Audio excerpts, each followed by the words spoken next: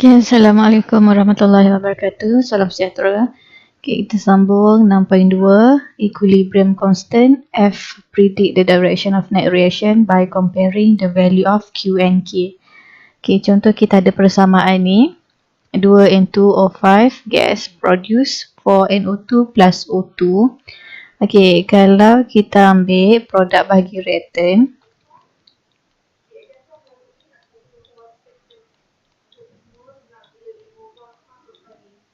okay, bagi reaktan N2O5 square. Okay, kalau nilai yang kita masukkan dalam setiap spesies ni adalah nilai pada equilibrium, kita dapatlah equilibrium constant. Okay, kita buat ini dalam bentuk concentration. Square bracket ni mewakili concentration. So, ini K, C. Okay, tapi katalah kita ada nilai untuk setiap spesies, tapi nilai itu yang bukan pada equilibrium. Ataupun yang kita not sure equilibrium ke tak. Okay, bila kita ambil nilai ni,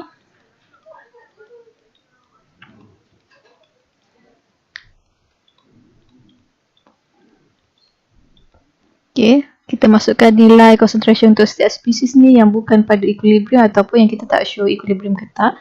Kita label dia Q, QC untuk concentration. Okay, kalau pressure, nilai pada equilibrium kita akan dapat Kp. Tapi kalau yang kita tak tahu, kita label dia QP. Okay, cara kita nak tulis QC and QP expression ni sama je dengan KC dan KP. Contohnya, soalan ni, C3H8 gas plus 5O2 produce 3CO2 tambah 4H2O. Okay, kalau kita nak tuliskan QC, produk bagi reaktan perkalinya jadi kuasa. Untuk QP pula, yang membezakan antara KC dan QC adalah nilai yang kita insert je lah dalam expression tu. Okay, sama juga QP dan KP, yang membezakan adalah nilai untuk setiap spesies dalam expression ni. Nilai sama ada pada equilibrium atau tak, ataupun yang kita tak sure. Okay, soalan selalunya akan suruh kita kira QC atau QP dan dia akan bagi nilai KC atau KP. Okay, untuk predict the direction of net reaction, kita kena compare lah antara QC dengan KC. QP kita compare dengan KP. Okay, ada 3 keadaan.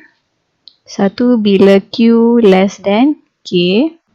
Okay, bila Q less than K, K ni adalah di mana sistem tu, reaction tu pada equilibrium.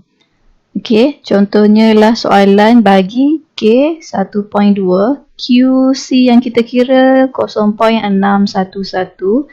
Okay, sekarang Q less than K. Kalau dia 1.2, dia equilibrium. Tapi sekarang kita 0.611.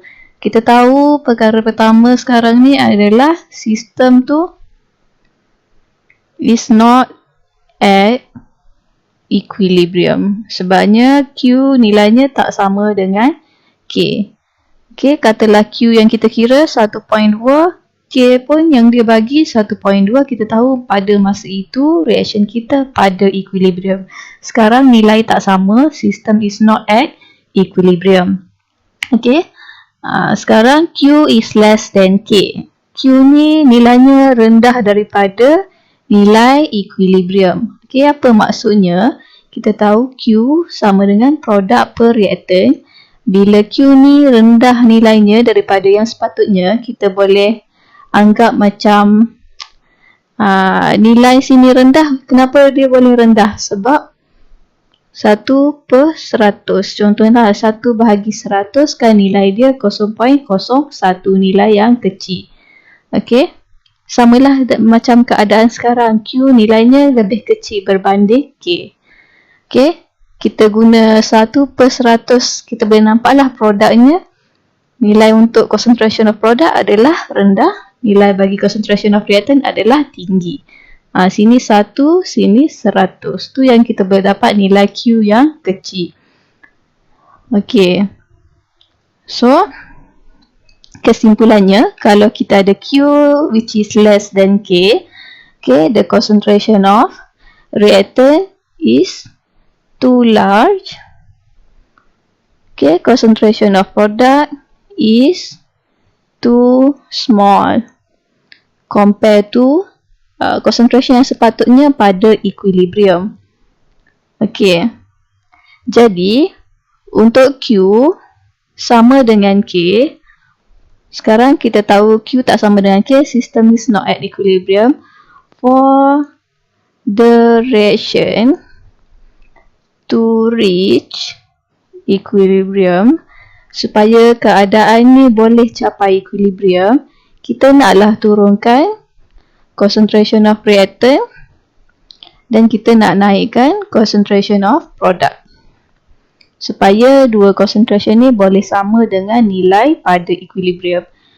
Okay, kita tahu persamaan. Sini reactant. Okay, reversible error. Sini product. Okay, untuk kita turunkan concentration of reactant dan naikkan concentration A, kita patut ada lebih banyak forward reaction ke lebih banyak reverse reaction. Okay, untuk naikkan concentration of product, okay, untuk menghasilkan produk yang lebih banyak, reaction kita patut proceed dari kiri ke kanan. Kita patut lebih ada banyak forward reaction. Okay, supaya kita boleh capai equilibrium. So, okay, apa lagi yang kita tahu adalah poin ketiga, the reaction will proceed to the right until equilibrium is reached. Okay, kita akan ada lebih banyak forward reaction ataupun proceed to the right, ke arah kanan, sampailah kita capai equilibrium. Okay, bila dah equilibrium, kadar forward dengan reverse equation, kadar forward dengan reverse reaction akan seimbang balik, akan sama banyak balik sebab dia dah dalam equilibrium masa tu. Sekarang belum equilibrium, nak capai equilibrium dia kena ada banyak forward reaction. Okay, itu keadaan pertama. Okay, ini keadaan kedua, bila Q lebih besar berbanding dengan nilai K. Okay, kalau lebih besar pun first kali kita tahu Q tak sama dengan K, pada masa ini the reaction is not at equilibrium. Okay, jadi macam mana untuk capai equilibrium? Patut ada forward reaction lebih banyak ke reverse reaction lebih banyak? Kita kira macam tadi ya. Okay, produk bahagi reactant.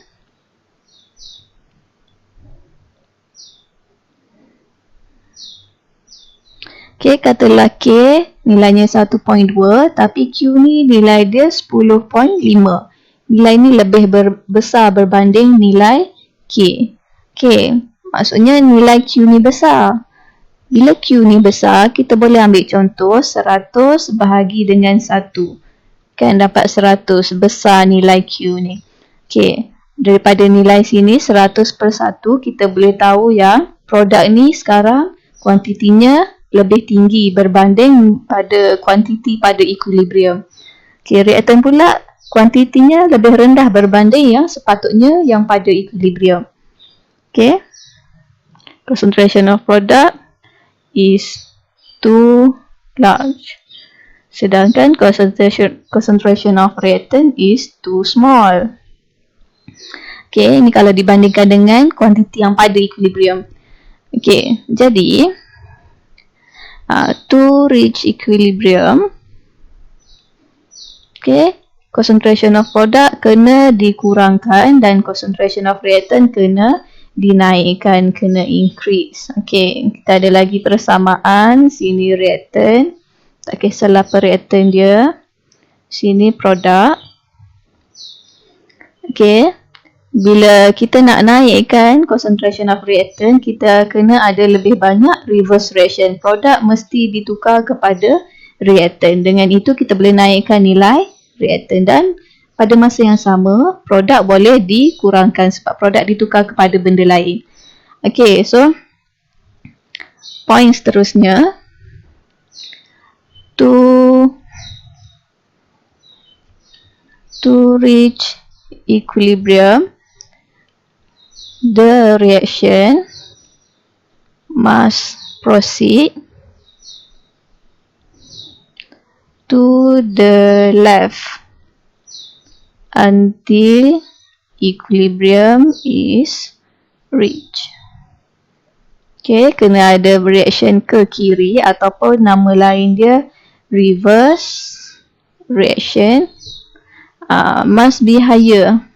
Okay, tambah sikit, rate of reverse reaction must be higher than the rate of forward reaction. Okay, bila lebih banyak reverse reaction, quantity of reactant berjaya dinaikkan dan quantity of product berjaya diturunkan sampailah equilibrium dicapai. Bila equilibrium dah tercapai, dia dah seimbang lah. Forward dengan reverse reaction akan berlaku pada kadar yang sama. Dah tak ada yang lebih tinggi berbanding yang satu lagi. Okay, keadaan pertama tadi bila Q less than K. Keadaan kedua bila Q is bigger than the value of K. So yang ketiga ini bila Q equal to K. Yang ini senang je lah. Bila Q sama dengan nilai K. Apa yang kita tahu? The reaction is already at equilibrium. So forward and reverse reaction occur in equal rate. Concentration of product and concentration of reactant are constant. So tak ada direction of net reaction lah. Sama je dia. Kadar forward and reverse reaction sekarang berlaku pada kuantiti yang sama, kadar yang sama. At 375 degrees Celsius, the initial concentration of N2, H2 and NH3 are diberi. Okay, initial concentration dibagi. Kc 1.2, decide whether the system is at equilibrium. Equilibrium ke tak? Kalau tak, which way the reaction will proceed? To the left ke to the right? Forward reaction ke reverse reaction yang banyak? Okay, so kalau macam ni nak tahu dia equilibrium ke tak ataupun soalan tanya which way the reaction will proceed, maksudnya kita kena kira Q lah. Okay, sebab sekarang kita diberi nilai concentration. So kita kira QC. Okay, persamaan yang dia bagi adalah 3H2 plus N2 2NH3. So Q NH3 square per H2 cube times N2. Okay, kita letak nilai yang bukan pada equilibrium, nilai initial sekarang ni. Okay, bila kita tekan calculator, kita dapat nilai QC ni 0.611. Okay, sedangkan nilai KC yang dibagi adalah 1.2. So situasi kita sekarang adalah situasi di mana Q lebih kecil nilainya berbanding dengan KC. So untuk menjawab soalan pertama, decide whether the system is at equilibrium. Equilibrium ke tak? Jawapannya, the system is not at equilibrium.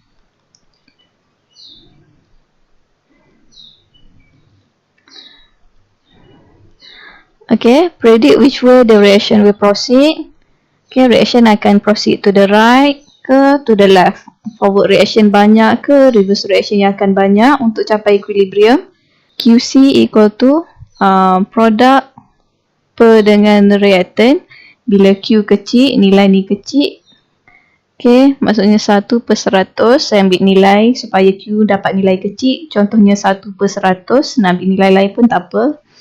Okay, kalau ambil 1/100, kita nampaklah produk ni sikit nilainya, sedangkan reactant ni nilainya banyak. So untuk kurangkan concentration of reactant, okay, reactant ni kena dikurangkan, so kena ditukar kepada produk. Produk ni yang sikit, okay, kenalah dihasilkan dengan kuantiti yang banyak. So forward reaction should occur in higher rate compared to reverse reaction, ataupun kita boleh kata the system will proceed to the right until equilibrium is reached. Okay, akan ada lebih banyak reaction ke arah kanan sampailah kita capai equilibrium. Okay, ataupun cara senang untuk kita ingat to the left atau to the right. Okay, kita ingat kenderaan berat sentiasa bergerak di sebelah kiri ke kanan jalan raya. Kenderaan berat sentiasa bergerak di sebelah kiri. Dan kenderaan tu adalah Q. Okay, ini macam trailer kan.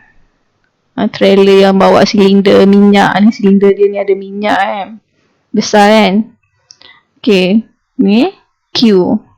Bila Q lebih besar berbanding K, dia akan proceed to the left. Okay, bila Q sebaliknya pula lebih kecil berbanding K, dia akan proceed to the right. Macam tu, macam sekarang Q less than K akan proceed to the right. Tapi bila Q besar, Q ni kenderaan besar, dia akan duduk sebelah kiri, dia akan proceed to the left. Okay, itu cara untuk senangkan ingat lah. Okay, kita ambil contoh satu lagi, exercise 12. 0.035 mol of SO2, 0.5 mol SO2Cl2 dan 0.08 Cl2 are combined in an evacuated 5 liter flask. Flask yang dah dikosongkan yang berisi padu 5 liter. Okay, heated to 100 degree Celsius. What is Q before the reaction proceed? Okay, bila dah dapat Q, which direction will the reaction proceed to achieve equilibrium? Given Kc 0.078. Okay, suhu ni kita memang tak gunalah, tapi reason dia bagi sebab nilai K ni tertakluk kepada suhu. Kalau 100 degree Celsius, Kc nya 0.078 tetap, tapi kalau suhunya dinaikkan 100,5 degree Celsius, Kc akan berubah. Kalau suhu direndahkan pun Kc akan berubah. Untuk reaction ni, pada suhu ini, memang Kc dia tetap 0.078. Okay. Tapi suhu ni kita tak gunalah dalam pengiraan. So, nak cari nilai Q, sebab diberi Kc, so kita cari QC lah. Kalau nak compare, QC kena compare dengan Kc. Okay, kalau kita ada Kp, kita kena cari QP. Nak compare tu kena tengoklah, kena sama pressure dengan pressure, concentration dengan concentration. Okay, sekarang QC, produk bagi reaktan SO2 Cl2 per dengan SO2 Cl2. Okay, ini mol. So, nak tukar kepada concentration. Concentration mol per volume in liter. So, 0.035 kena bahagi 5. Ini pun kena bahagi 5. 0.08 pun bahagi 5. Dapatkan semua nilai concentration. Barulah insert dalam QC expression. Okay, bila tekan kalkulator, kita akan dapat jawapan 1.12 darab 10 negatif 3. Okay. Comparekan dengan nilai Kc 0.078. Sekarang ni kita ada QC which is less than Kc. Okay. Q kecil daripada K maksudnya bukan kenderaan berat kecil. Q kecil kan. So the reaction will proceed to the right. Okay. Katalah kalau soalan tu ada banyak lagi markah. So kita kena cakap lah apa yang banyak, concentration of product ke reactant yang banyak. Kita kena kurangkan concentration of product ke concentration of reactant. So untuk buat perubahan tu, reaction akan proceed to the right ke to the left. Tu kalau banyak markah kena explain lebih sikit lah daripada dari segi concentration of product dengan reactant kena bagi tahu. Okay, katalah kita nak buat cara susah. Okay, Kc kita boleh tukar kepada Kp guna Kp equal to Kc RT delta N. Okay, QC 0.078. Okay, R 0.08206.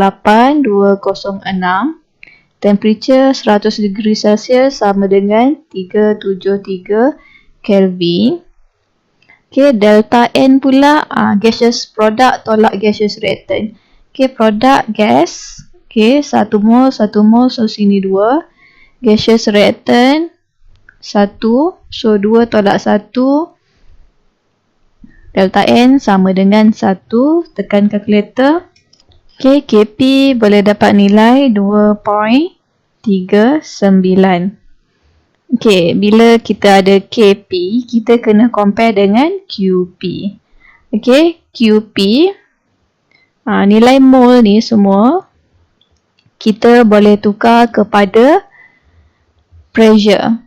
Guna PV equal to nRT. Okay, pressure sama dengan mol. Katalah kita nak cari pressure untuk SO2. PSO2. Okay, mol SO2 0.035. Okay, darabkan dengan R 0.08206. Temperature 373. Perkan dengan volume 5 liter. 0.214 atm. Pressure bagi SO2Cl2 nRT divided by volume. SO2Cl2 0.5.